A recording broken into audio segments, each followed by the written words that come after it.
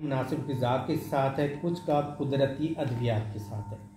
कुदरती अद्वियात से मैं बात अपनी शुरू करता हूँ कि फ़ॉर एग्ज़ाम्पल अस्थमा की या हमारे जो बहुत सारे और मसाइल हैं, इसके लिए एक नेचुरल हर्ब है जो कि कश्मीर में और कोयटा में पाई जाती है। अंग्रेज़ी का नाम इसका एफिड्रा है और उससे जो ऑर्गेनिक कंपाउंड मालिक्यूल जो अखज़ किया जाता है उसका नाम है एफिड्रीन।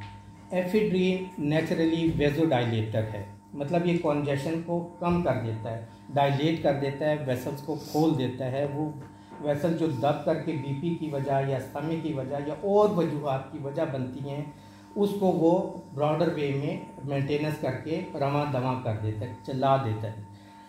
लेकिन इसके ये जो है हमारे इंडिया पाकिस्तान में पूरे नेट में अरब में ये मौजूद है, लोग इसको यूज़ कर रहे हैं, चल रहे हैं। लेकिन चाइनीज़ ने अपने TCM के ज़रिए, ट्रेडिशनल चाइनीज़ हर्बल मेडिसन के ज़रिए, उन्होंने HUANG हुआंग हर्ब के नाम से पूरी दुनिया में मार्केट किया हुआ है। थोड़ा सा एक्सपेंसिव है लेकिन ये मौजूद है और पिछले 5000 साल से ये मिल रहा है कंटिन्यूसली, मतलब आपकी टेबल पर ये मौजूद है, शेल्फ पे मौजूद है, लोग ले रहे हैं और यूज़ कर रहे हैं। किस चीज़ के लिए?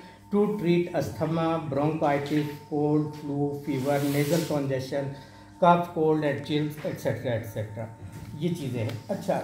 जब तक ये जब NIH ज्वाइन नहीं किया था तो मेरी मास्टर्स के बाद 1 साल मैंने मार्कर एल्केलाइड कोटा में जॉब किया।